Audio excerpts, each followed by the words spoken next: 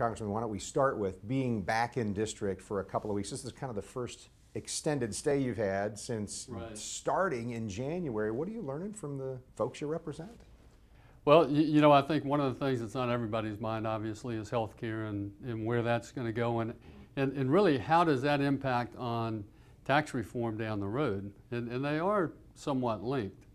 And but I'm confident that yeah, we're going to get the healthcare straightened out here in the very near future. I told somebody, I said, you know, 12 years as sheriff and 3 months as a congressman, I know this much.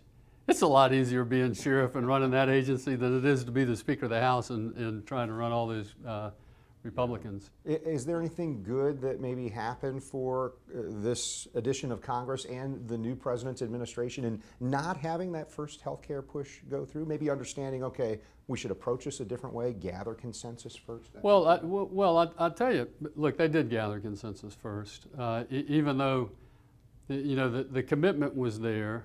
And then when it got down to the specifics, it started, you know, somewhat people peeling off. But here's the thing, and kudos to the Freedom Caucus, who really there's more in this bill now that will truly drive down cost of health care than originally, mainly because they pushed the leadership to actually run some things by the parliamentarian over in the Senate to make sure that the Byrd rule and the supermajority would not kick in with the Reconciliation Act, that it could pass as a Reconciliation Act. And that was done. And there were more things in there that really I think most anybody thought was possible. So that's a good thing. But Ken, I think what's important for people to understand that this health care bill is not a light switch. This health care bill is a three-legged race, if you will. But that's what people want, right? They want the light switch. They want the light switch, but you can't do that. And quite frankly, and this is where I get sideways with some of my colleagues who go out on television and say, look, let's just do a repeal and replace bill, big, you can't do that because, and they know that. And I think they were being disingenuous with the public saying that could happen when they knew they'd never get the 60 votes in the Senate. And that's why it has to be this three-phase process. And so, I tell people what you have to remember too when they look at the CBO score on this bill, look, you're talking about the four corners of that document. You're not talking about phase 2 and phase 3, which come in the future. And so, and that's really where a lot of the cost savings drive down. Now, some of that was pulled forward, and as I mentioned earlier, the Freedom Caucus was able to get some of that pulled forward into that first phase. And so, the bill's better than it would have been, and that's the process. That's the sausage making, if you will, in progress. And I think as we were just discussing, it's tough for some people to be patient about that, but obviously you want to get it right, especially with the criticisms that are there for the Affordable Care Act already. Let me ask about national security and maybe start with border security. You said you even took a trip recently to our southern border. Yeah, actually I was very honored. We had Codell Rutherford, the congressional delegation that 5 of my colleagues joined me. We went to the southern border. We started in San Diego and we worked our way all across the southern border to the Rio Grande Valley, and looking at the different structures that are in place and how we can grab operational command of some of the areas that are not in control right now. And we've had several years of not investing in our southern border security. Now I think with you hear President Trump talking about the big beautiful wall, and he is committed to securing that border, and Congress is as well. And there are some places where it will be a physical wall. In fact, they have physical walls up right now over a lot of it. Now they are looking at different types of physical walls because all of these things are impediments, but they're not barriers. And so you can get over or under just about any kind of wall fence you put up. And so the important thing is having the resources to detect the breach and respond before those individuals can commit the breach and get into the country and disappear. And so we looked at a lot of different options to secure that border. And I think a lot of it is going to be technology, giving us the capability to respond when the breach starts to occur and get you quickly there with resources. And I have to tell you, the Border Patrol folks are doing a fantastic job, I think, with the resources that they have. But some of the resources are just outdated. I mean, we've got World War II aerostat balloons with cameras on them that are flying, and they're only up about. Well, those are only up about 40% of the time, because even in a high wind, they can't fly those. And so the bad guys see those come down, and then they march right on through. And so that's an area where you know, some walls and things, other technology may help.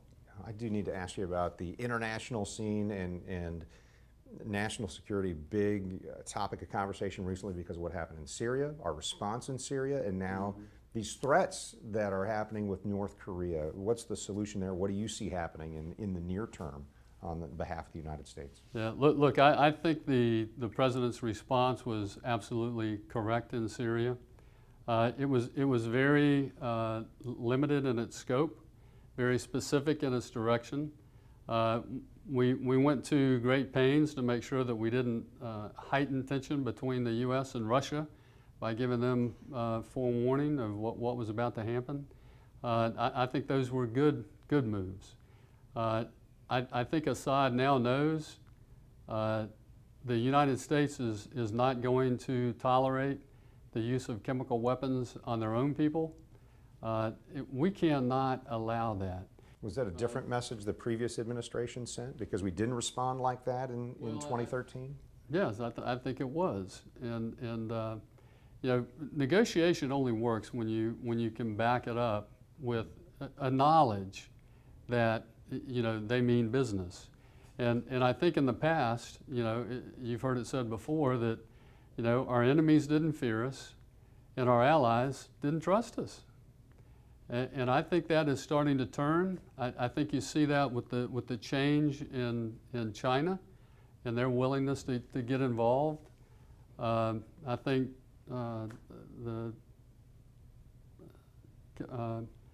Kim Jong-un would be wise to listen and pay attention as well.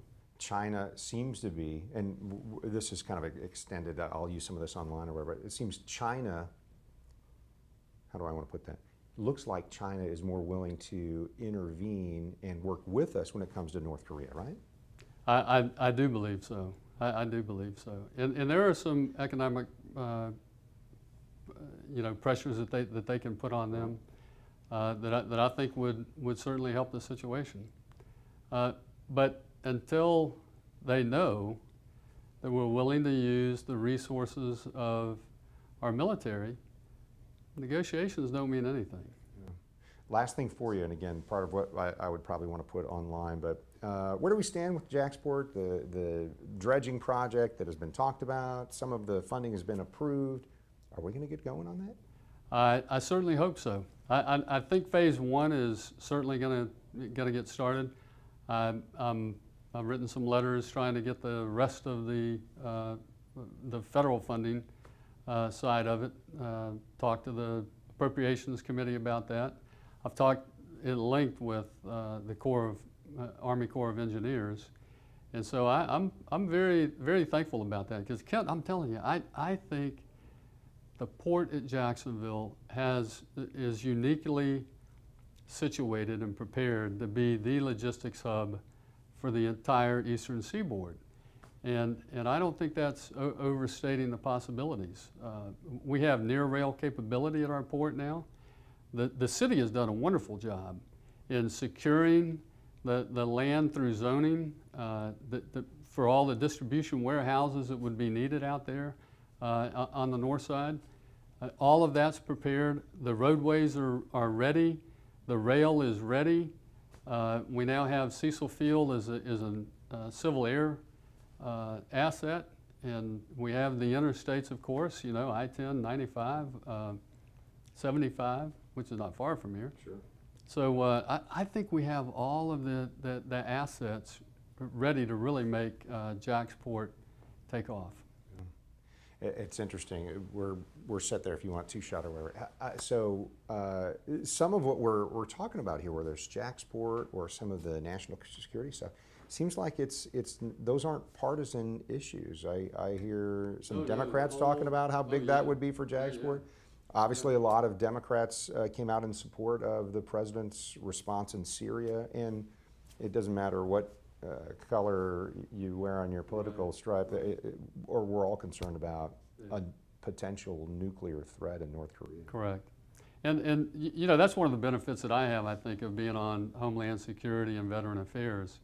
Those are two very bipartisan committees that people, you know, they want to come together and get good things done. And in fact, I'll mention another bill that I'm about to submit is the Private Third Class Julian Woods Yellow Ribbon Program Extension Act, which is a long title, but what it does basically, if a veteran military service member retires post 9/11, and they retire, and they get the option to have the Fry Scholarship, then they also are allowed to get into this Yellow Ribbon program, which allows them to pick more schools because the VA agrees to split money with the school if they will allow them to go out of state. If they go out of state, for example, they'll only pay, GI Bill will only pay the in-state tuition. Well, it struck me that that bill does not extend to spouses or children of military members who die in the line of duty, who are killed in action. It's only retirees? Is that what you mean? Or? No, well, the veterans that come back, right. the military service members that come back, that's part of their GI Bill, but not for members who are killed in action. That same Yellow Ribbon program does not extend to their spouse and children, and I think it should.